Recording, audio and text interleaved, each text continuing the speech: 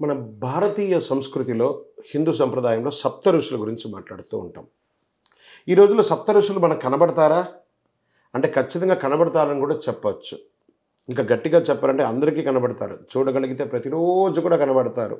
ఇంకా చెప్పాలంటే ప్రతి దంపతులు సాయంత్రం పూట సప్త ఋషులు అరుంధతి వశిష్ఠకు నమస్కరించుకోగలిగేంత విధంగా కనబడతారు. ఎక్కడ ఉంటారు, ఎలా ఉంటారు అనేది మన పెళ్లిలో అరుంధతి దర్శనం చేయిస్తూ పురోహితులు తెలియజేస్తారు. సాయంత్రం పూట ఆకాశంలో ఉత్తరం దిక్కున ప్రతిరోజు వారిని మనం దర్శించుకోవచ్చు.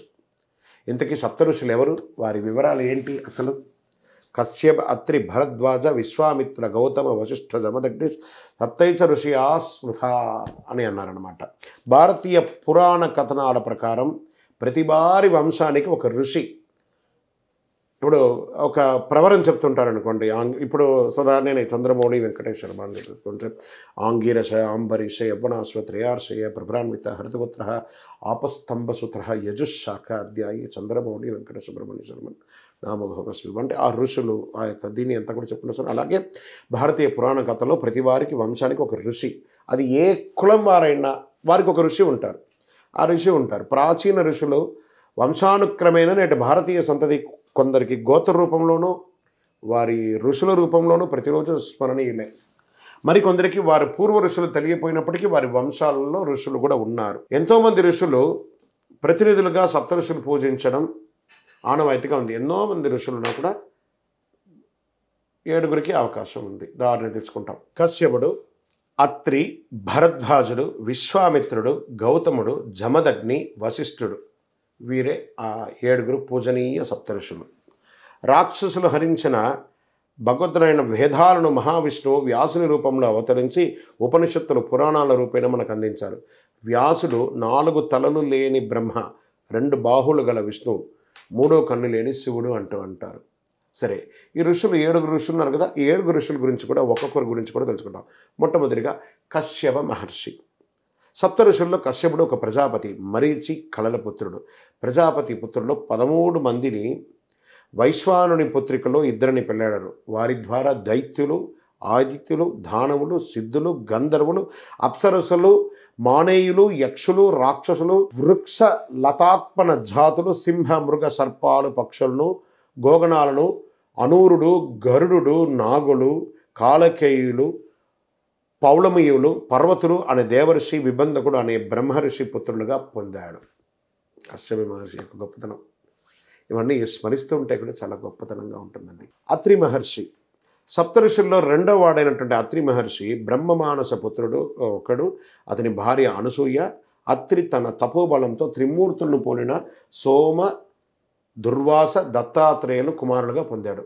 అత్రి భార్య అనసూయ పతివ్రత శిరోమణి. భరద్వాజ మహర్షి. భరద్వాజుడు ఉతధ్యుని పుత్రుడు. తల్లి పేరు మమత. బృహస్పతి కృప వలన జన్మించి ఘృతాచి పట్ల చిత్తచాంచల్యం పొంది ఘటంలో ద్రోణ జన్మకు కారకుడు అవుతాడు. విశ్వామిత్ర మహర్షి. విశ్వామిత్రుడు రాజర్షి.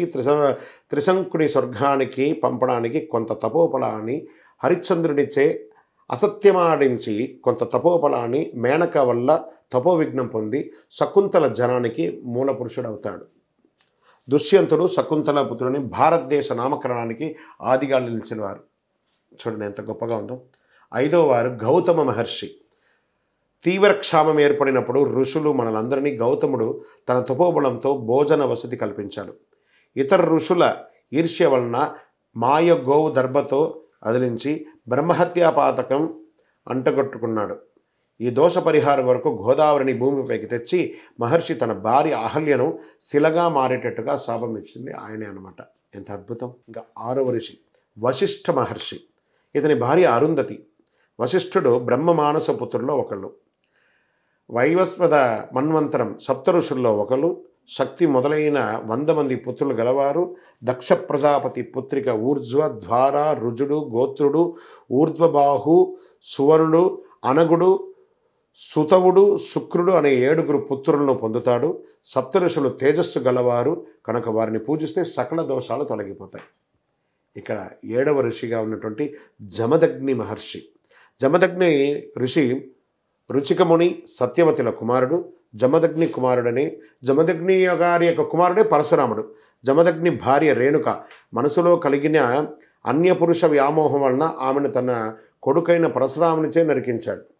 ఆ తర్వాత పరశురాముడి ప్రార్థన మేరకు ఆమెని పునర్వివాహం చేశాడు. మరణం ఆసన్నమైన వారికి అరుంధతి దర్శనం, సప్తరిషి మండలి దర్శనం కాదండి. మీరందరూ వీళ్ళుంటే సాయంత్రం వేళ ఉత్తర దిక్కుగా తిరిగి సప్తరిషి మండలాన్ని దర్శనం చేసుకుంటారు. అక్కడ సప్తరిషి మండలి దర్శనం అందరికీ కలగాలని ఆశీస్సులు.